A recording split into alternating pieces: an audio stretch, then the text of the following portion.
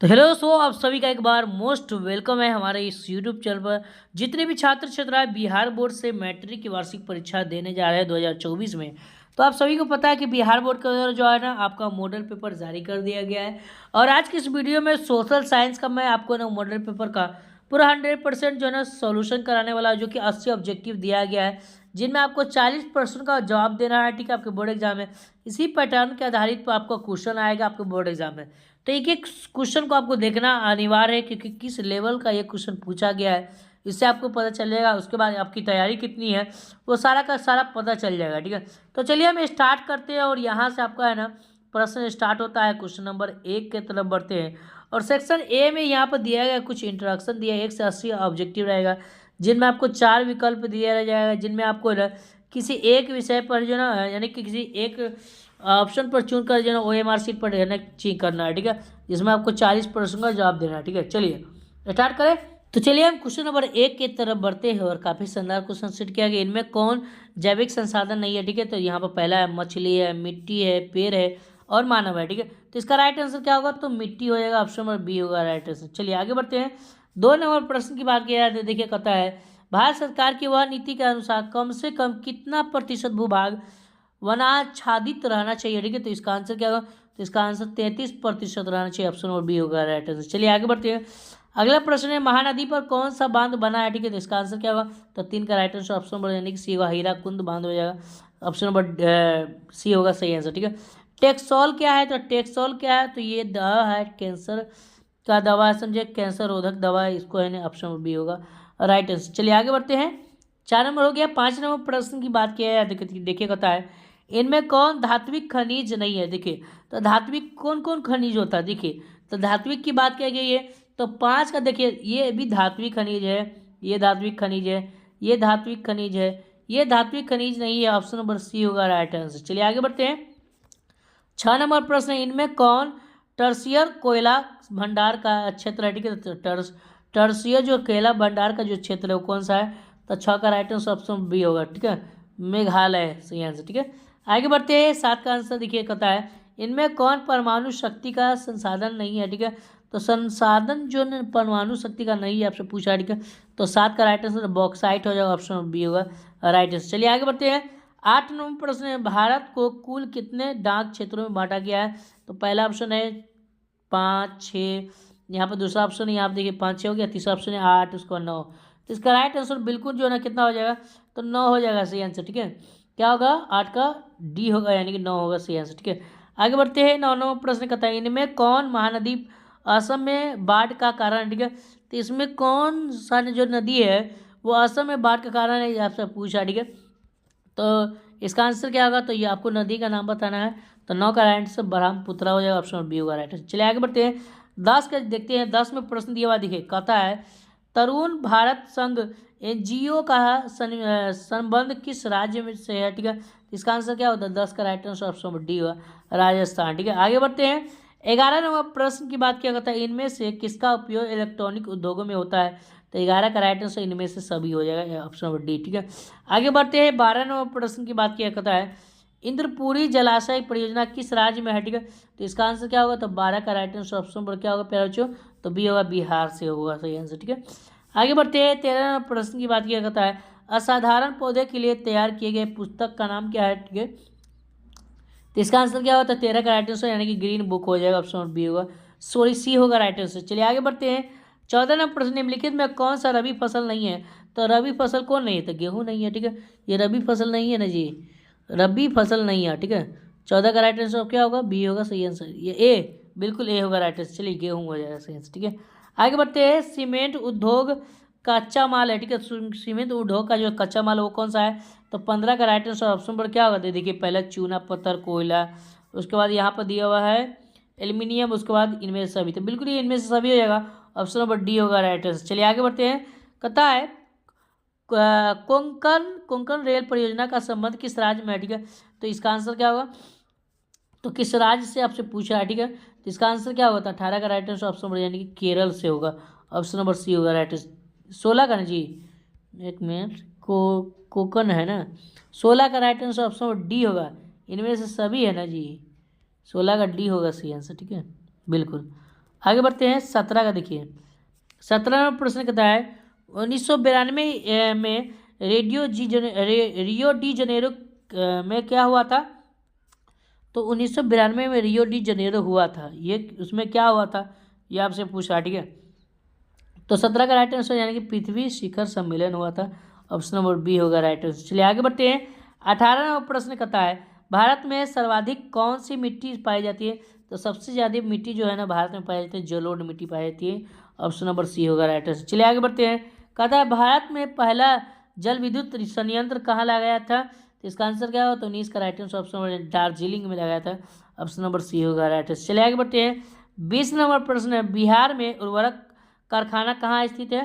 तो इसका आंसर क्या होगा 20 का राइट आंसर ऑप्शन बरौनी हो जाएगा, ऑप्शन नंबर सी होगा राइट आंसर। चलिए आगे बढ़ते हैं 21 का आंसर देखिए, कहता है निम्नलिखित कारकों में कौन सूखे के लिए जिम्मेदार है, ठीक है।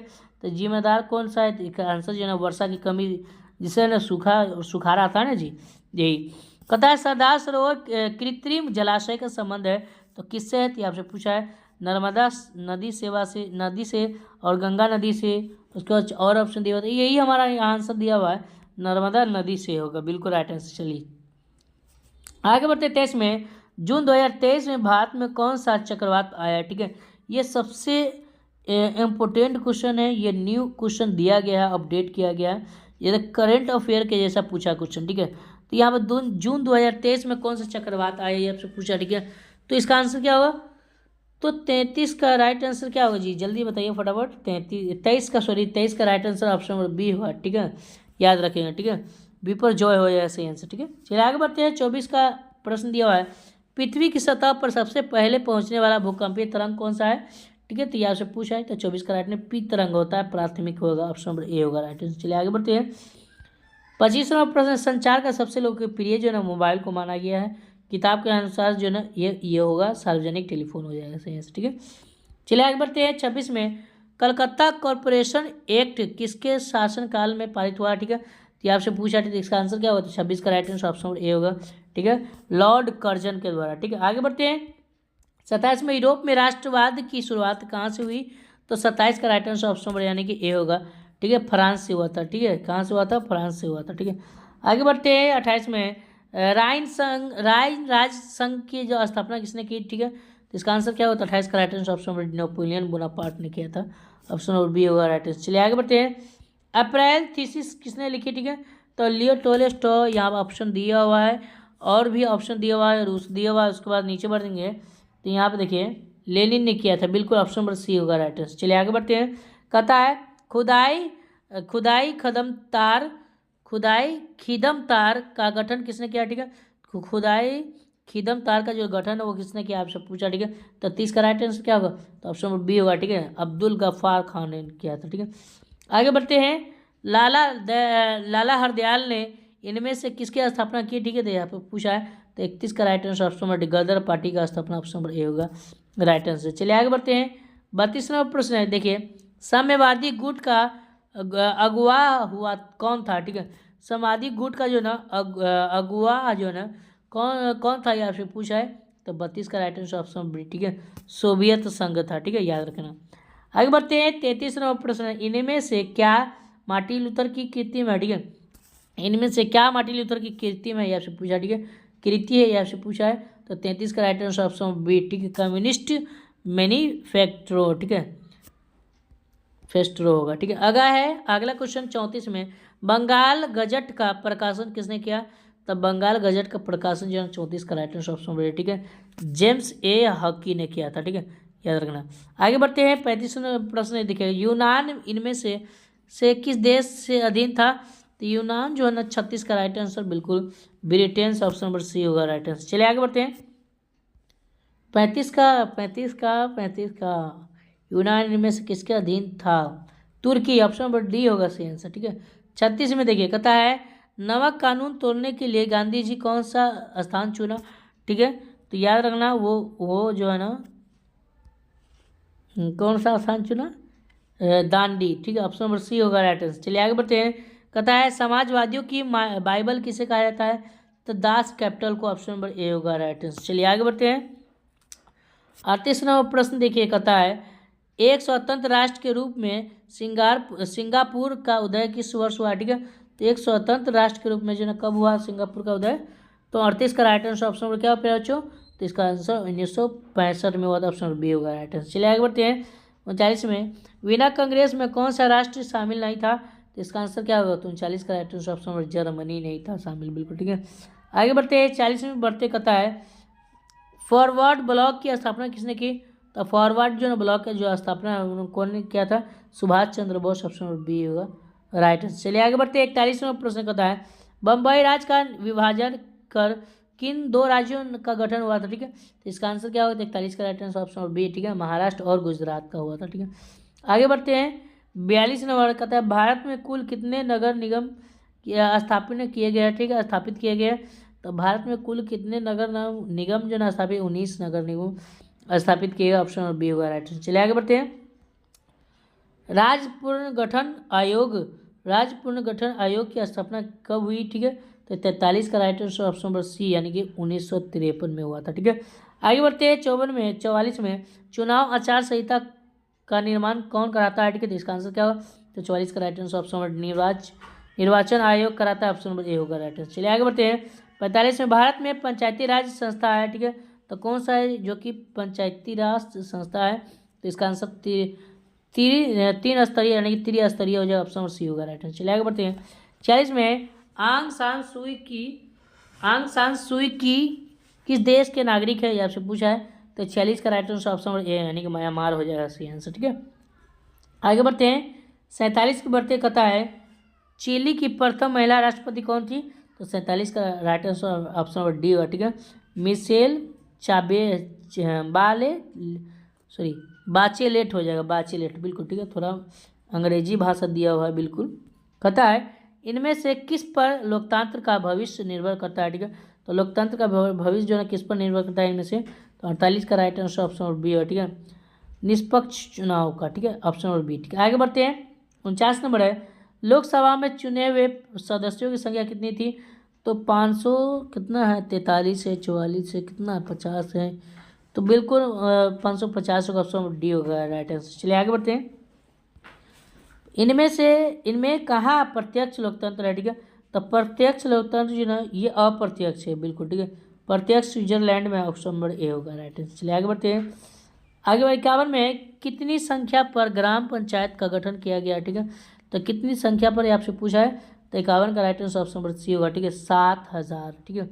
आगे बढ़ते हैं। 52 में 1975 के आपातकाल की घोषणा किसने की? ठीक है, तो 52 का right answer option number B, ठीक है, भारतीय राष्ट्रीय कांग्रेस ने किया था, ठीक है। आगे बढ़ते हैं। 53 में बाबू पूरे जिले का प्रशासन कौन करता है? ठीक है, तो पूरे जिले का प्रशासन कौन करता है?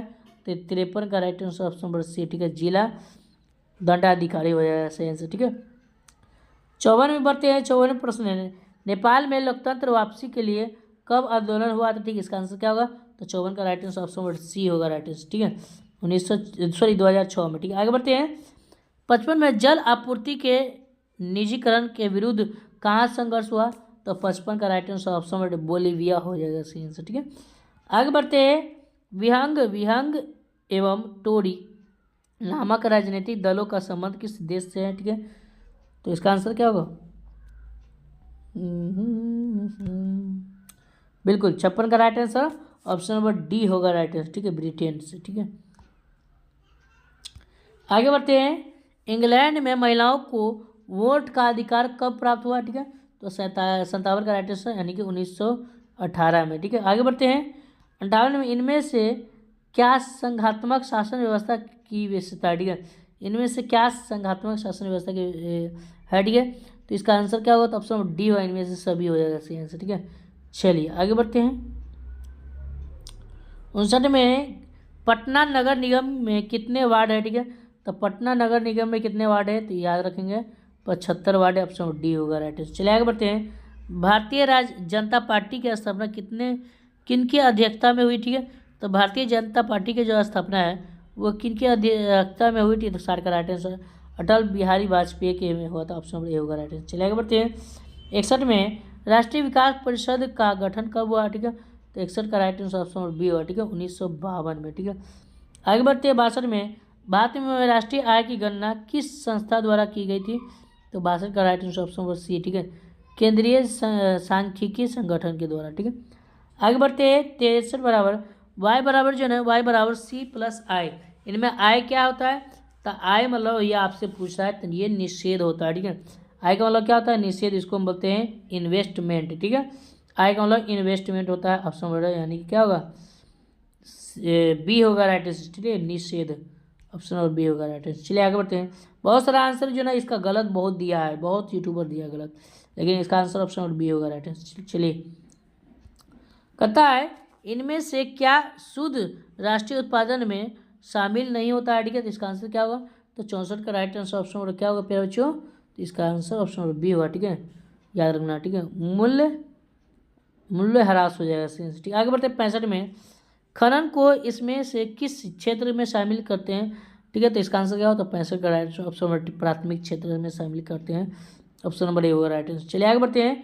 किस अर्थव्यवस्था में लोक कल्याण पर बल दिया जाता है, ठीक है। तो 66 का right answer option number C, ठीक है, मिश्र अर्थव्यवस्था, ठीक है।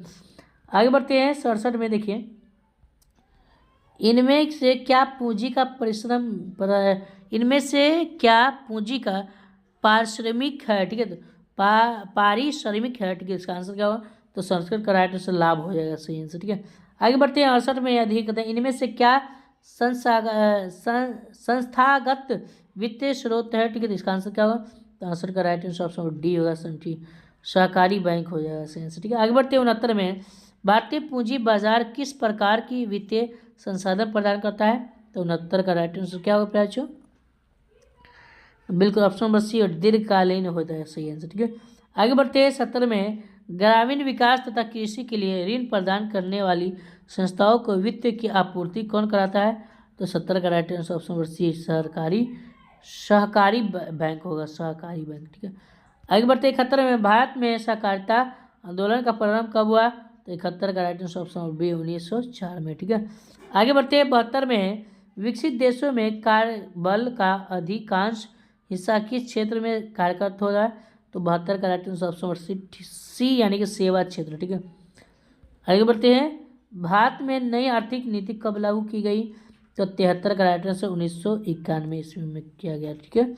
आगे बढ़ते हैं 74 में, कृषि उत्पादकों के प्रमाण के लिए किस मानक चिन्ह का प्रयोग किया जाता है? तो 74 का right answer option B Agmark हो जाएगा, सही आंसर।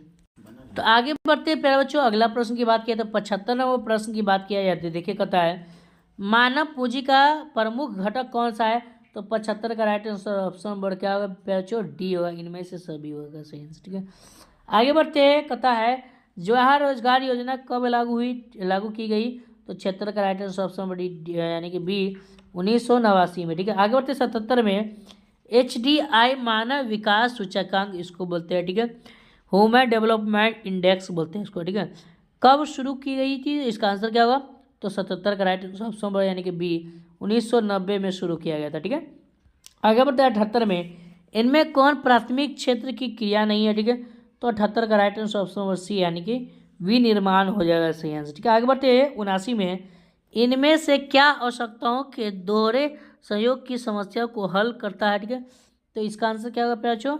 तो यहाँ पर देखिए आपको बताना है 79 का आंसर ऑप्शन नंबर डी, इनमें से सभी बिल्कुल होगा, सभी होगा, ठीक है। लास्ट प्रश्न प्यारे बच्चों यहाँ पर देखिए कहता है इनमें से कौन व्यापारिक बैंक नहीं है? तो 80 का right answer option number C यानी कि भारतीय रिजर्व बैंक, ठीक है। तो इस तरह से मैंने आपको पूरा का पूरा यहाँ पर करा दिया हूँ, ठीक है, 80 में 80 ऑब्जेक्टिव। दोस्तों यदि आपको वीडियो पसंद है वीडियो को लाइक करिएगा, चैनल को सब्सक्राइब कर लीजिएगा। फिर मिलते हैं नेक्स्ट वीडियो, तो उसको बहुत बहुत धन्यवाद।